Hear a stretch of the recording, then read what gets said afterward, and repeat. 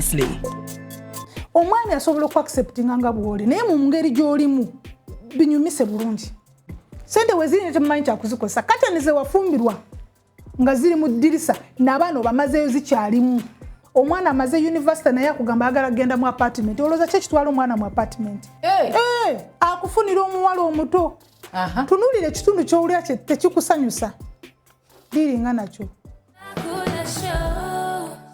Ladies, you should hold your men accountable. They should look like they belong next to you. Abachala abamu musanga ayambadde bulungi ayambadde evening dress naye ng'ate omwami gw'atambula naye ali mu jeans, t-shirt, sneakers, oluusi ataddeko n'enkofiira tekijja kukola. Abasajja bano batuwuliriza era batuwulira. Olumu omugamba n'omugamba ekika ky'olugoye kye nyambadde kyetaaga ng'oyambadde wooti mwenna ne mubeera nga mulabika bulungi. Makula's show. In 1972, a boy was born in Masaka. Mulukumu eyo mu kinaana eyo. N'asalawo n'ajja mu Kampala nga Mukama amukulembedde. Oluusi tetutera kulaba oba tetulaba Mukama physically naye abeerawo ng'atukulembedde. Ogenda olaba ng'omuntu otuuse mu kiruubirirwa kyo mu kigendererwa kyo your purpose. Bwe yayingira mu Kampala yayita bintu bingi. Ejimu ku mirimu gye yakola mwalimu egya houseboy, mwalimu egy'obutembeeyi, mwalimu emirimu mingi. Olunaku olwaleero emirala gyagitunnyonnyola. Olunaku olwaleero bw'omwogerako ekintu ekimu ekikugira mu mutwe kiba ki? Ekinzigira mu mutwe, he is one of the captains of the media industry in Uganda. Pastor Aloysius Bujingo. Tukwaniriza. Nsanyuse okunyaniriza mu Makula's show. Tusanyusa okulaba. Njogeddeko okubeera ng'olimu ku ba captains betumanyi mu media industry mu Uganda. Naye emabegaawo bakurecognizingako okubeera the most influential pastor mu Uganda. Ekyo bw'okiwulira otya? Bwe tuba from the background of a houseboy n'omutembeeyi n'okeera ku makya nga tugamba nti mbantu abakutte medias mu Uganda. Oli omu ku bo bwe twogera ku management, bwe twogera mu okugiraninga n'okukolako still, then bwe twogera ku babulizi b'enjiri Katonda bataddeko ekisa mu Uganda mu mulembe guno oli omu ku bo. Nziramu okwebaza omukisa ogumpeereddwa okubeera mu Makula's show olunaku lwaleero. Mbalamusizaako mwenna abalaba Makula's show. Ekibuuzo ekimbuuziddwa nti mpulira ntya? Ngulumiza bugulumiza Mukama. Ngulumiza bugulumiza Mukama kubanga saabisuubira. Ate ng'oggyeko obutabisuubira era saabisaanira. Naye enteekateeka za Mukama ze zintuusizza wano olugendo luwanvu. Mpulidde ogamba najja mu gya kinaana bw'ogamba kinaana oba otegeeza nga n'olutalo lwamenulaga Uganda lukyaliwo. Ogambye mu gy'ekinaana nave Masaka nga bamaze n'okuvungisa ssente. Okuvungisa ssente oteekwa oba tuwakumanya ti tebikukwata nako. Naye nga His Excellency bwe yamala ne be yali nabo mu struggle okununula Uganda mwaka gwa 86 mu mikono gy'abo abaali bafuganga babaagala. 87 yali kampeni ya kuvungisa ssente. Ssente zaali zaafuuka ekintu nga ffe be baatumanga e Masaka okugenda okugula ebintu ng'abaana nga bakuwa kiveera kiramba okunona ekibiriiti. Kati muzeeyi n'avungisa ssente ne volume neka omulundi gumu ng'era bw'oba oyina akapapula ka siringi 5. Volume ya ka value esigala yenu. Volume ya ka value n'erinnya. Volume ya ssente yakka nti abadde atwala miliyoni 1.5 okugula kiro ya sukaali. Kati ng'otwala siringi 3 oba 2. Era ssente yazitowa nnyo nga baakagivungisa ng'akapapula aka siringi 5 okuwa ekyokulabirako ab'emyaka egyo mukimanyi nga kazitowa okusingaako emitwalo 5 egya leero. Nga ssente zezimu tebaziddangamu zikyusa naye simanyi engeri gye zaakyukamu nga economics biva musobola omutegeera eggaali bicycle ng'egula siringi 250 empya Phoenix so najja Uganda emaze okubanga edda mikono gya NRM najja ensi egenda etereramu but of course mu gy'ekinaana nga bw'ogambye n'ekinaana 8 Pastor Bujingo Aloysius, Salt Media, MD/CEO. Secret chikubanga botunulira abantu abasinga mu Uganda ba businessmen abasinga batono bosanga balina business background nti academically balina business background nti bakisoma oli omu ku bantu abakoze businesses nga tebalina background yeyo mu media kitegeeza toyina background ya business toyina background ya journalism still toyina background ya theology bwe tunagamba nti watandika osomye ebya Bayibuli osomye kino byamaki byolina mu kuddukanya media kyogedde kituufu mu Uganda si Uganda yokka naye ndowooza ne mawanga gonna agasinga obungi abantu abali successful si be bantu ababa basomerera ekintu ekyo kye basucceedingamu naye be bantu ababa balina okuyitibwa ku ekintu ekyo era singa kyali kisoboka abantu bandisomye ebintu nga bamaze okukakasa nti ebyo bye bagenda okukola n'olwokuba tusoma ebintu nga situmanyi oba bye tugenda okukola tumaliriza abantu basomye ne bamaliriza nga tebafunye emirimu naye ekyama ekiriwo nti Mukama yampita okukola kyenkola saakisoma naye nakiweebwa waliwo okubanga okisomye naye nga ate tokirina era bangi kati abatulaba n'abatuuliriza basomye ebintu bingi si bye bakola abamu basoma kubanga obubonero gye bumusindika basoma kubanga obubonero gye bumusindika n'amaliriza nga tagenze gy'abadde alagana naye ku bubonero buno era osobola okukola kino osobola okusoma kino abalala basoma kubanga famire zaagala asome ekintu ekyo n'akisoma abalala basoma nga baagala kumalako ne wabaawo abasoma ng'ekyo kye basoma era kibadde kibali mu musaayi era omulembe guno gwe mulungirungimuuko somehow nti omwana akula omubuuzo oyagala kukola ki batono nnyo abakiwuka n'agamba sikyayagala kukola kino kati ngenda kukola kino era saadivayizinga batulaba n'abatuuliriza nti omwana omuwa amagezi okukola ekinaavaamu ssente omwana muwe magezi kukola ekyayagala omuli passion ye kubanga buli awali passion waliwo ssente n'obuweereza passion era okusinga ziri mu buweereza Katonda tatondayo muntu atagenda kugasa abantu buli muntu Katonda gw'atonda amala kusatifyinga mu ggulu kyagenda okugasa ku bantu abalala era ebbanga ly'omala ng'okyali mulamu bw'ova mu nsi tetwogera ku beauty yo tetwogera ku height yo tetwogera ku nyambalayo twogera ku byotugasseeko abantu bonna abakwata akazendo bagamba abadde muntu mulungi nga azimba abantu akutta abantu bangi ku mukono teryayogera boogera byewagasa okugasa we are created and born to complement to help other people to serve yes naye ekyama ky'okuyitamu kwange ndi musajja gwe bazimbamu okukola nga nkyali muto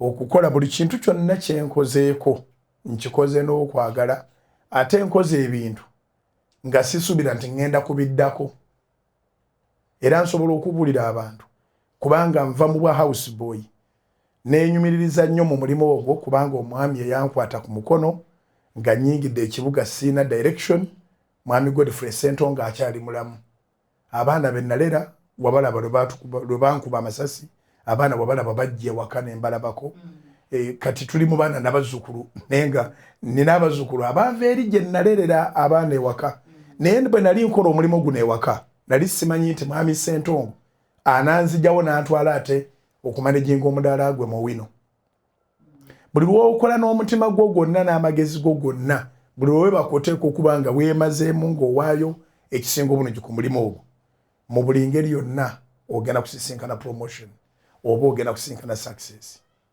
Ensonga emu hard work. With passion. With passion. Yes. Hard work without passion nayo terina makulu. Ku kintu ky'okuba nti tokola ng'ogamba ngenda ku kino ekiddako enkya nti omuntu wana oluusi akola agayala kasita nina enkya gye ndaga. So okola n'omutima ng'omanyi nti kino kye nina okukola olwaleero n'enkya kye ngenda okukola, so I give it my best. Yes. Nsonga kyenda. Kino tusooke tukittaanye nti emabegako awo twafuna omwami owa traffic eyali agaiding emmotoka n'emu nkuba yali tasuubira bye yafuna. Yakolanga n'okwagala ku omulimu gwe gwonna yaguwa amaanyi mangi era nga tasuubira nti awasobola okuvaawo akakisa k'okweyongera yasome ku university abantu basobola omucelebratinga. Nalabanga n'aba airlines bamuwa opportunity okuflyingako mu nnyonyi naye nga wakukuba agaidinga mmotoka ddeno denne. So ekyo gw'obeera tomanyi nti waliwo ekigenda okuddako. Buli lw'oteeka amaanyi go mu kintu amaanyi ago ye elevation ge gakusitula ne gakukasuka waggulu mu buli ngeri yonna. So promotion eteekwa okujja oteekwa buteekwa okutuuka ekiseera ng'oliko level gy'ogenzeeko. Era kati ndi musanyufu nti Salt buli akola ng'ekyo kyaluubirira. Abatulaba abasirikale balwana bulwanyi ku ntalo naye nga tamanyi nti ekyo kyali mukola kati kirina mutwala paka ku bwajjeno. Waliwo abazze nga bambuka ddaala ku ddaala, waliwo be bagabuusizza. Ky'okoze gwe okikola na mutima gwo kwagala ggwanga ne baga nti leero ofuuse ranka bweti. It's a principle of life. Kola nga toliimu kwemulugunya. Kola nga owaayo your best.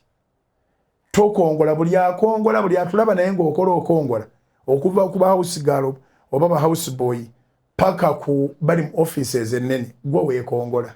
N'obwotuuka mu bibyo olemererwa. Toyina na bw'otuuka mu bibyo kubanga promotion eva mu kuba nti eno wali onyiikira.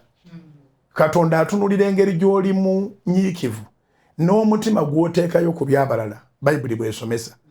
Omwesigwa mu byabalala alyesigibwa ku bibye, omwesigwa mu kitono alyesigibwa ku bingi. Yes. Okay. Ekyo kyama kimu ky'otuwadde. Ekirala ku success? Yes. Salt Media kikufudde okubeera ng'oli ku ba managers oba ku bantu abarunninga medias mu Uganda. Ekyama ekirala ky'olina. Ng'oggyeko nze okwagala kyenkola njagaliza. At least wali omu ku baasookera ddala nga tukola orientation mu Salt Media. Nabagamba nti ekigobesa omuntu mu Salt Media kusigala mu mbeera y'emu. Njagala nnyo emyaka gino 3 Kristo gye yabeera n'abayigirizwa. Nze njagala nnyo ate newunya n'esengeri gye yagikopamu nega nti diguli bagikwera ku myaka 3. Naye njagala nnyo okulaba ng'omuntu akyuka naddala mu myaka egyo 3. Njagaliza bw'okola ng'onoonya kikyo wekka tosobola kukulaakulana. Naye bw'okola ng'oyagaliza abalala, ng'oyagala abalala beeyongereko, amakulu g'okukola kwefuula bulamu bw'abalala kubeera bulungi. Gw'onoonyamu essowaani y'emmere egi emu naye gye mukoma okukola ennyo. Abaalyanga abantu 10 ne muli abantu 100 ne muli abantu 100. Eryo lyessanyu nti waliyo abantu bangi kati bwentunulira abaana abali mu Salt Media nga head of Salt Media olw'ekisa kya Katonda waggulu wange waliyo Katonda. Naye bwentunulira abaana abali mu Salt Media nsanyuka, manya abakadde baabwe gye bali basanyufu, abakyala baabwe basanyufu, abaana baabwe basanyufu. Parking ku Salt Media tekyatumala.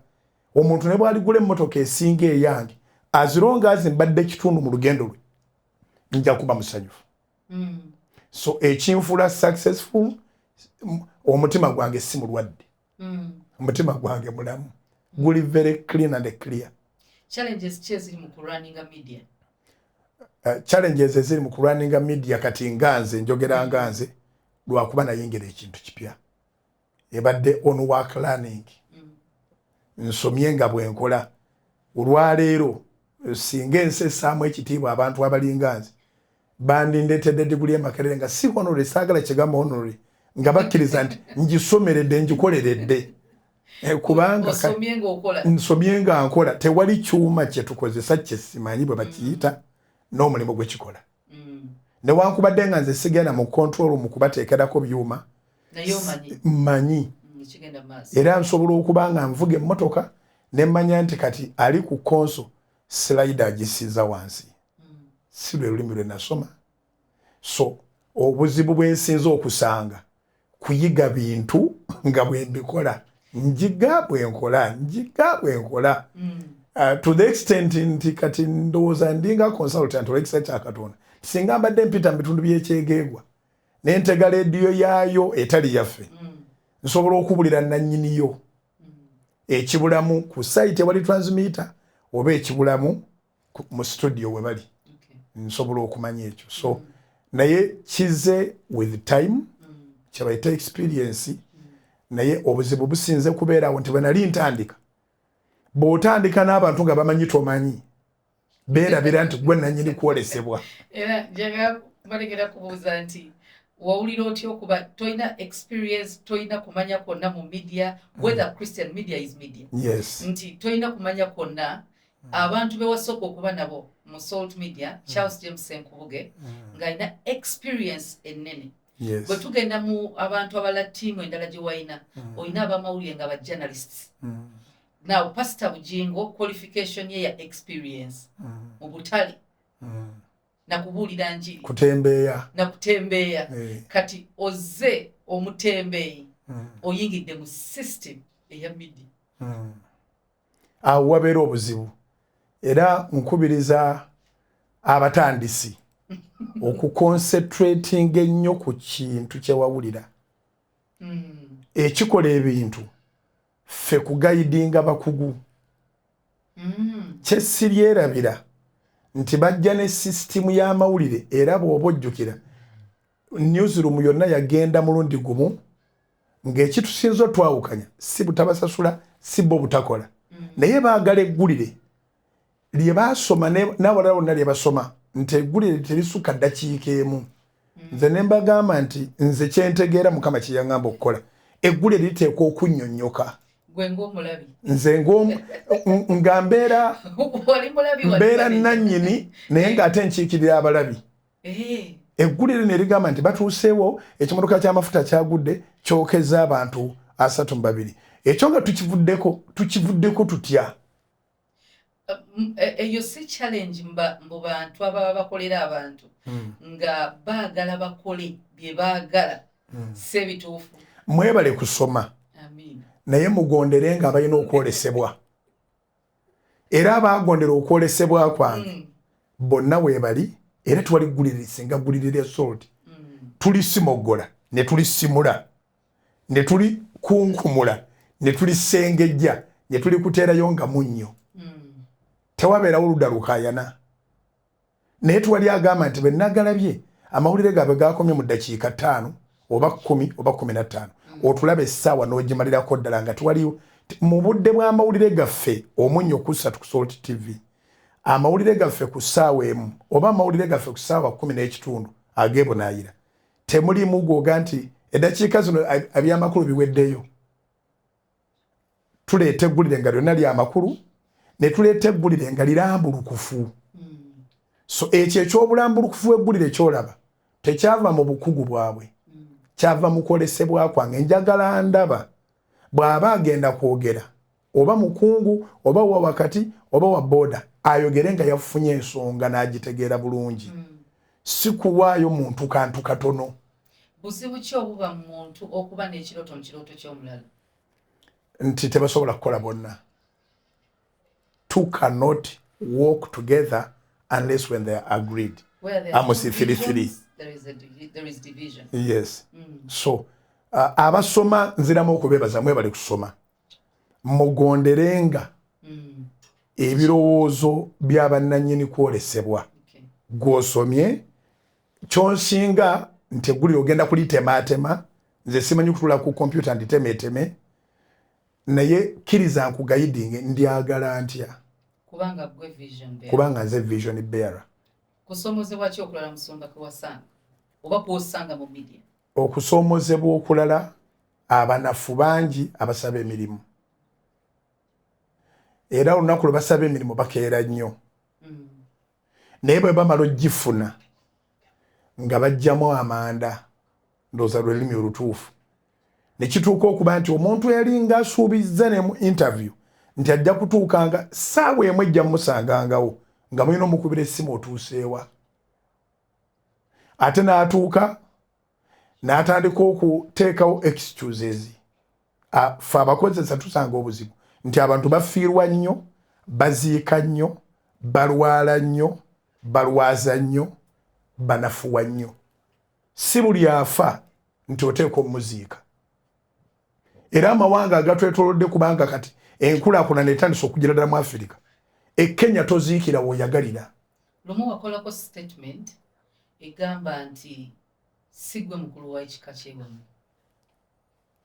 Bw'oba oyagala okukulaakulana kyekyo kikubeerenga mu mutwe. Nababuulira enjiri, mbabulidde enjiri olw'ekisa kya Katonda ate ntandika butandisi. Naye nabagamba Christmas teyina ngeri gyekwetaaga kubeera wammwe mu kyalo oba Easter. Waliyo maama wo ne taatawo. Basindikire mobile money guno omulembe gukozese nga bwe guli. Bakubira akasimu, balage bw'obaagala, basindikire mobile money. Kubanga nakizuula nga abaana babagenda mu kyalo. Omanyi nyina experience nneneko.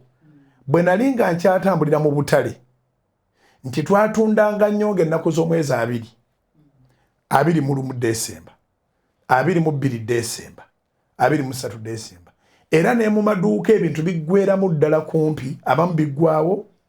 Ffe ab'emigugu emigugu giggwawo otwala biveera byerere mu store. Laba lusiki gy'olina, olina cash. Cash oyo oyagala genda naye mu kyalo. Abazadde bo balyako obusente bwe buti. Ezisigadde ziriibwa bakujjajjatta.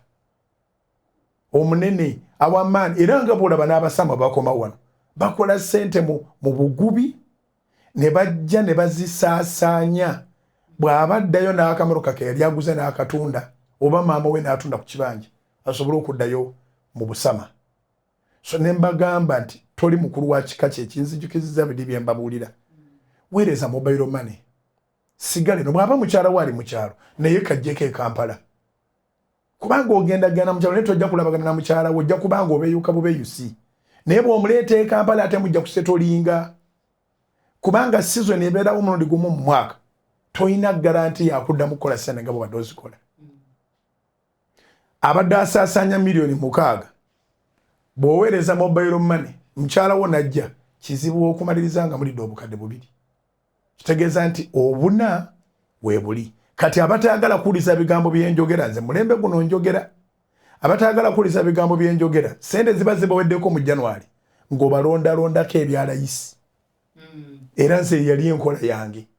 Mbaleka ne mugenda ne muzoonoona kubanga awosaalina ddoboozi libagamba bwe mukomawo nze sente zange mba nzirina.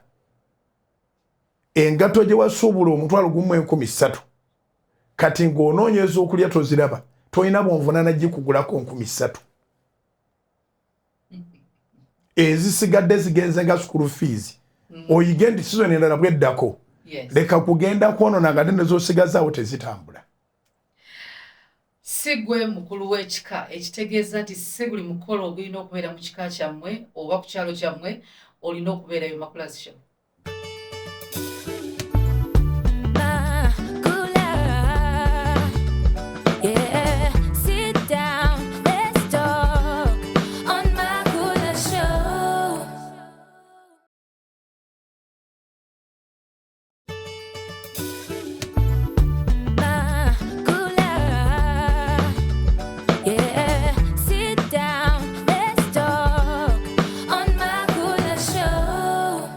Some say he's a controversial man. Others say, Onang, ye Musumba waffe ow'omulembe guno gw'omuyita otya Pastor Bujingo.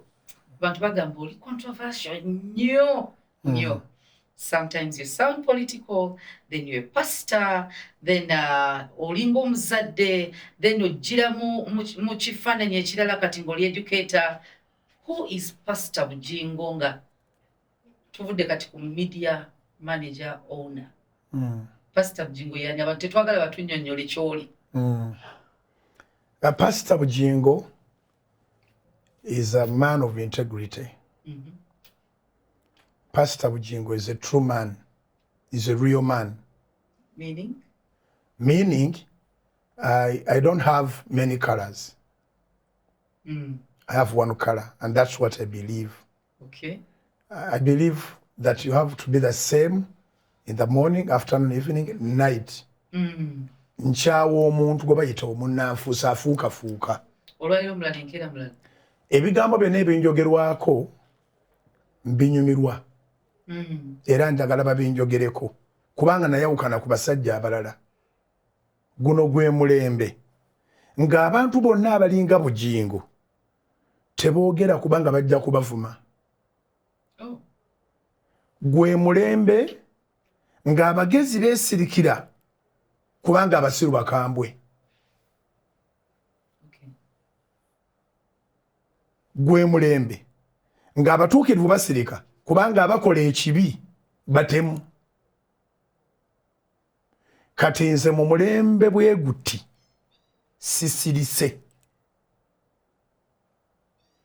Njogera ku bintu bingi era kiyambye media yaffe okubeera ng'eri waggulu nti kizibu nnyo okutuula ng'owulira ku njiri yange. Nkugamba kugenda mugulu paka enjiri lweggwako. Oba kola butuukirivu bwokka. Of course sigamba tokola butali butuukirivu. Naye ng'okola obutuukirivu beera n'amagezi. Omutuukirivu tekitegeeza nti bajje bamusote kasitoma omuntu ajja amugye ku mudaala gwo kwennyini kubanga oli mutuukirivu nga nze sirwana ntalo. Omuntu akwate kasitoma buli gwo singa bakuggyako bonna bajja kuba nonanganga bagenda nakusasula ng'oli akusasula batemuge tomusasula. Kati omutuukirivu ateeka okuba n'amagezi. Omwoyo guli mu mubiri. Era tuli mu foomu 3. Tulina ebirowoozo, tulina omwoyo, tulina omubiri. So mu mulembe guno omulenzi bw'aba akyama nze njogera omwenda banvume omwatereere. Okitegedde? Era on record abavubuka bangi abasobola okuvaayo ne baga nti ekyanfulumya mu nnyumba ya taata ne maama byali bigambo bya njiri ya musajja oyo gwe bagamba li controversial. Nkuvuma paka ng'ofulumya ennyumba ya kitaawo. Tokina buzibu. Sikina mbuzibu. Kyegambe nti ndi musajja. Ekimbulako kukwata kibooko. Abasajja bedda kyebaava bakola generation zonna ze tuvuddemu era enze ezinzaala nga n'alinga nze bw'otuuka ewa kitaawo obeera mwana wagenze kuyiga. Ngambe nti tokkiriza mulembe kwononeka ng'olaba? Oli mutuufu mu ngeri eyo. Sikiriza mulembe kwononeka nga ndaba. Siri omu ku basajja abagezi oba abalina kye basobola okukyusa abasirika kubanga embwa zigenda kuboggola. So oyo ye Pastor Bugingo mu bufunze. Pastor Bugingo teyeri antama. Pastor Bugingo omusiru amuyita musiru bw'aba yagala ageziwale kubanga ne mukama waffe bw'agamba. Pastor Bugingo ayagaliza abantu okukulaakulana bamuyita akutwala ekiro. Omusiima bukedde. Nina gwe ngenda okwotinga sigenda kwogera linnya lye. Omuntu omu yavaayo n'agamba nti Pastor Bugingo is a one man's army. Bw'omulumba ku Mande n'omwogerako ekintu kiwe buwi budde asobola bw'oba tomufunye ku lwakubiri Mande edda kujja mufuna. Waliwo omulala gwe nawulira nange gwe sigala kwogera linnya yayogera nga ffenna weetuli awo n'agamba nti Pastor Bugingo ayina omumwa omugumu.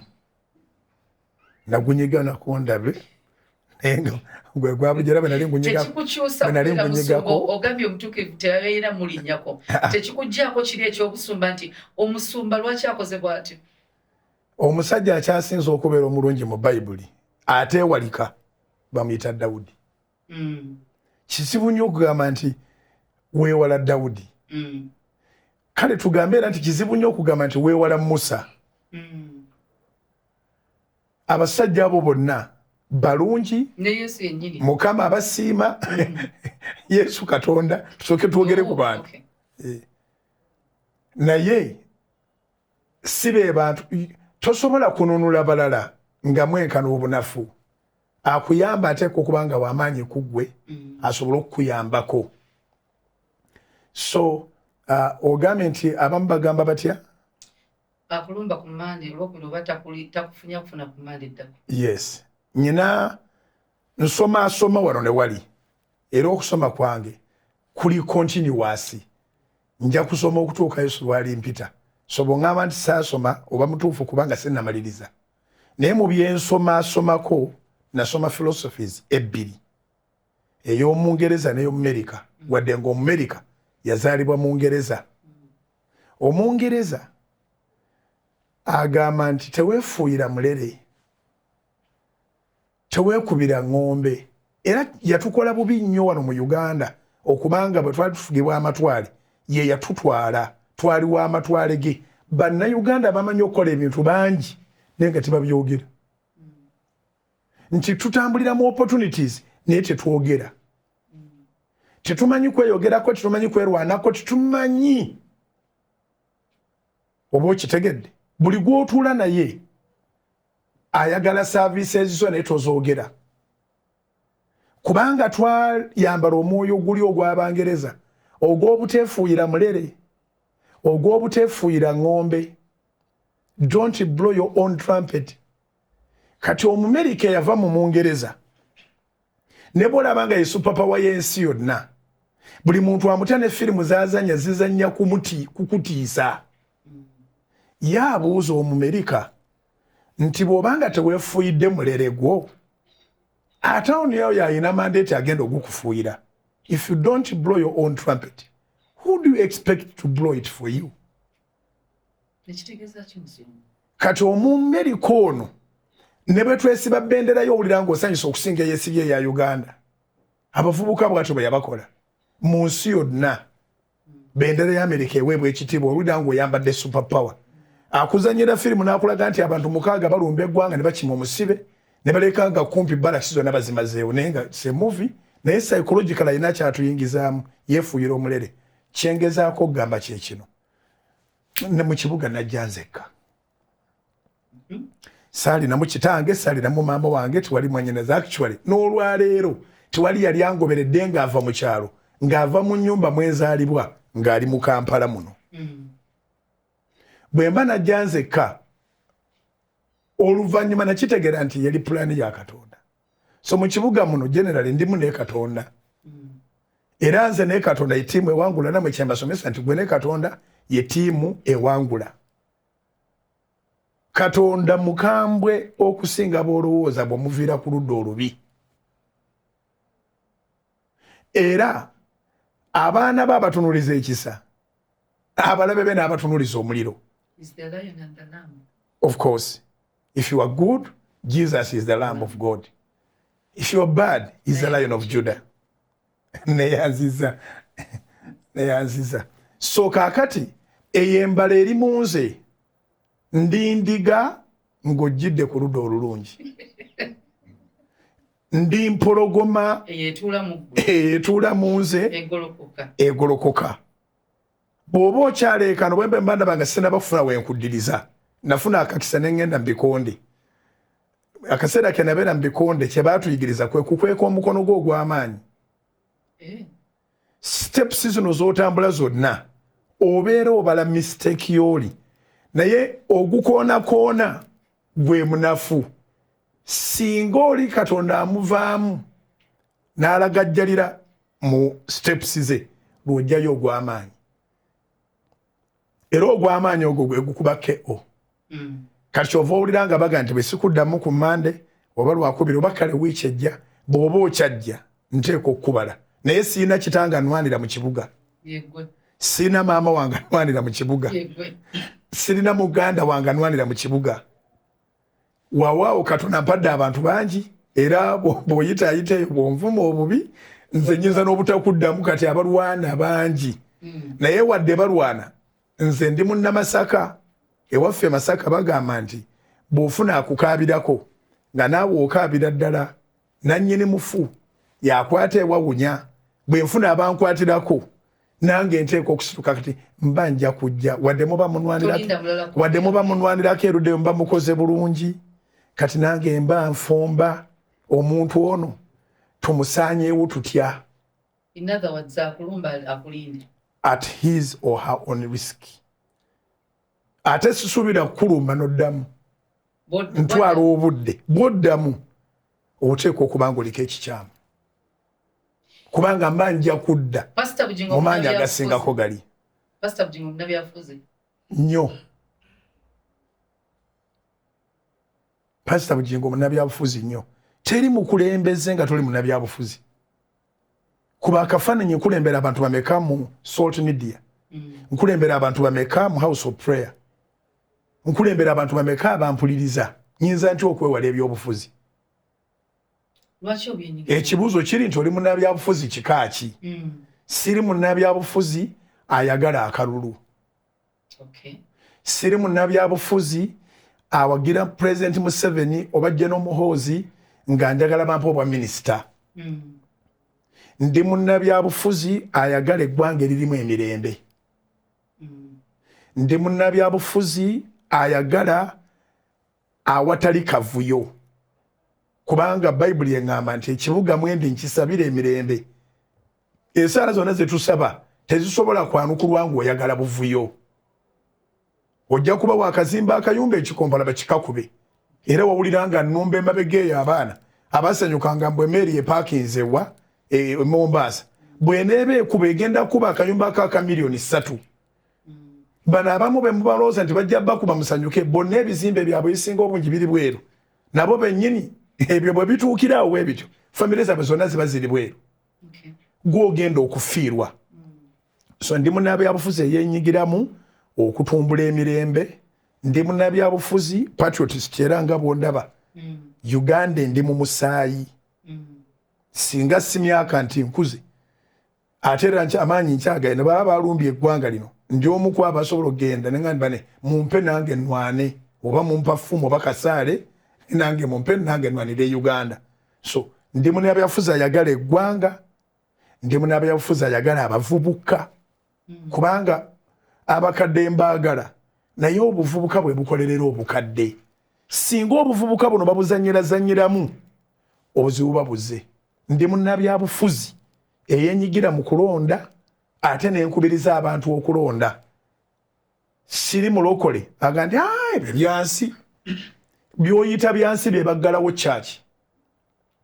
Bw'oba tolonze abagwagwa ne balonda oyo gwe balonze yagenda okugaana ku lusedi okubeerawo.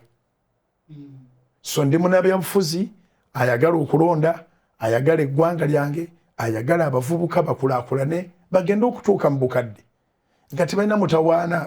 Mu bingi ebyogerwa oba mu biwandiikibwa mwemuli eyagamba nti bw'obanga weevuma background mbwe eri puwa gye wazaalibwamu naye gwe n'otokyusa kati omwana wo nawe akuyita puwa background. Kati njagala abantu bonna baleme kubayita puwa background. Tugende maaso. So ndi munnabyabufuzi asobola okweŋŋanga omuntu yenna gwe nkakasa nti talina kyaleetera abavubuka. That's my politics. Politics wange tasukkawo awo.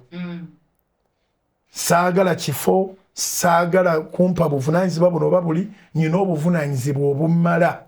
Then ndi munnabyabufuzi mu Salt Media nti nteekwa oggiramula. Tewali alijja n'ampa amagezi nga nkyali mulamu nti sikkiriza abakozi ba Salt kuyingira mu ofiisi yange. Mbu ndi munene. Asaagala kummanejingira abantu bempa misaala nga soogera kwogerako nabo. Nga siwe bamukisa kwogerako nabo.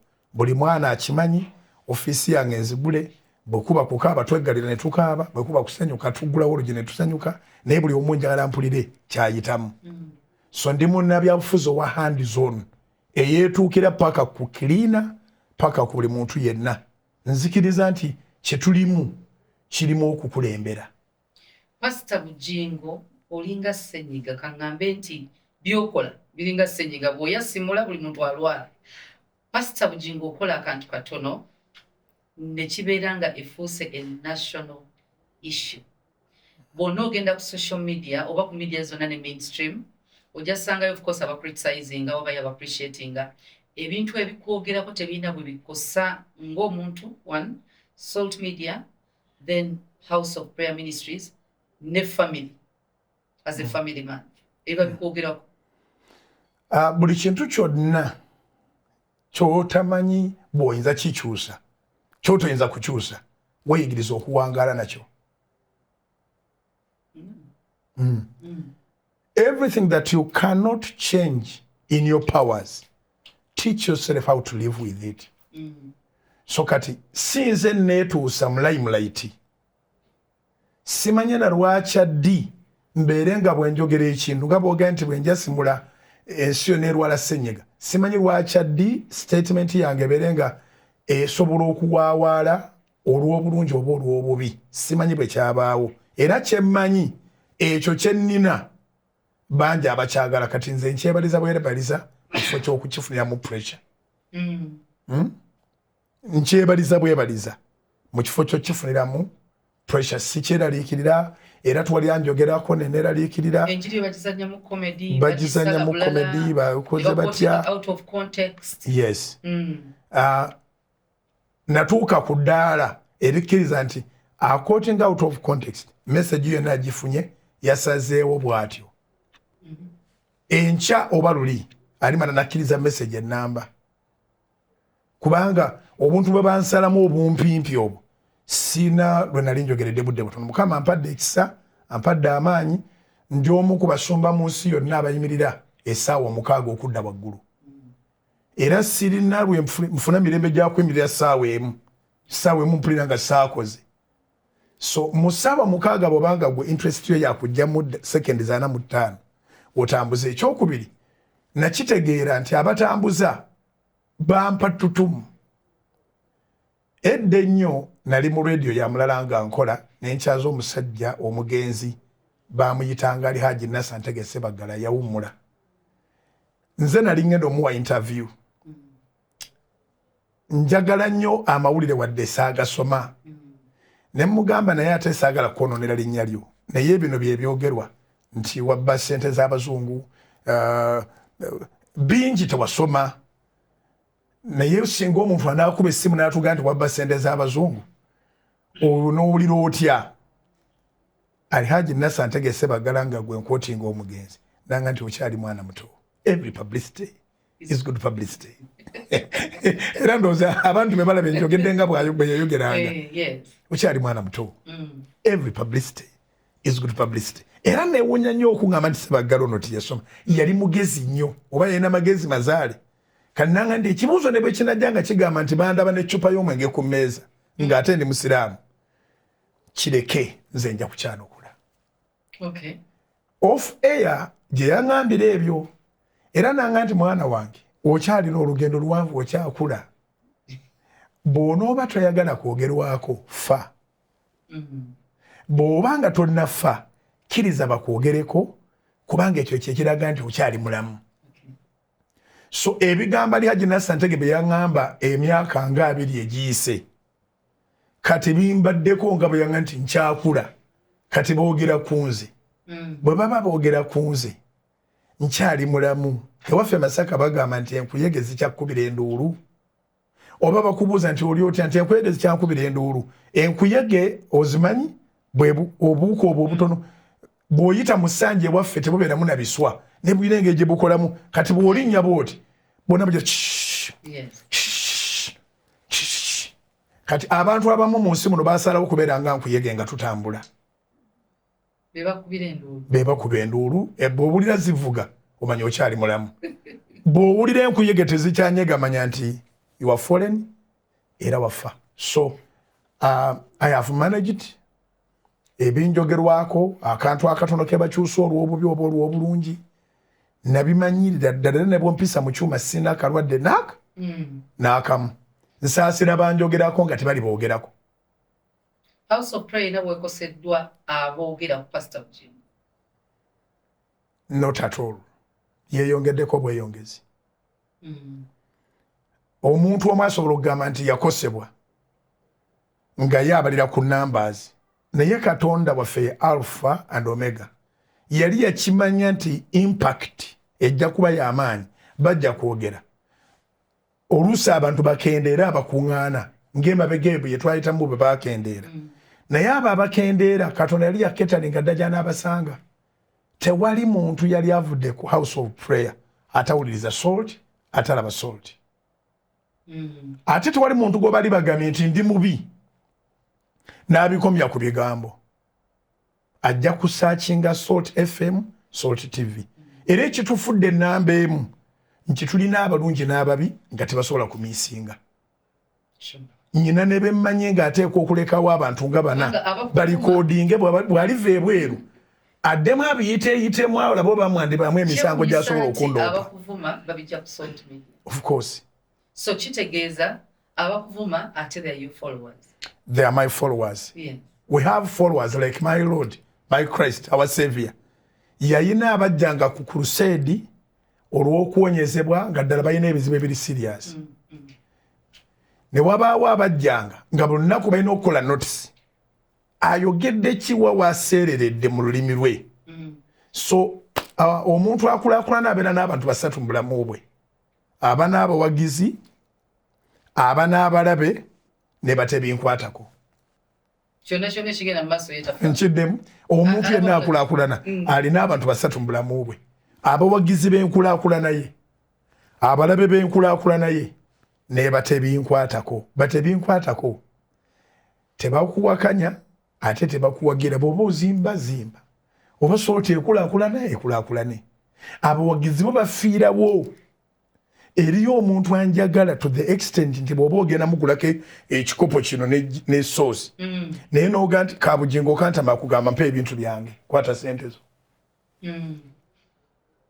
Pastor wangi ebigambo bingi ebyokubuuza ebibuuzo bingi ebyokubuuza ebyokwogerako bingi era nga ekimu kyensaba kyenjagala twogereko ekibuuzo kyange kyennina omusajja abeerawo atya mulembe guno ogusitudde omukazi ogusitudde omwana ow'obuwala naye ng'ekyo ekibuuzo tonnakiddamu singa ofuna ekiseera oba omukisa ne mutuula mu studio nga bwe tutudde nga bagesiti bali babiri ng'ali ggwe ne Robert Kyagulanyi kigambo ki kyoyinza okumugamba? Mugamba kulokoka kubanga ebyensi bikoma. Soul TV ekibuuzo kiri nti omwana omulenzi n'omusajja abeera atya mu nsi esitudde abakyala n'omwana omuwala musango okuzaalibwa ng'oli mulenzi mweno generation. Makula's Show. Till next time. On the next episode, if you have not left the one who called you, ministry will always be good. Naye amazima amatuufu ge gano omukazi yenka n'eggumba limu lyokka ery'omusajja.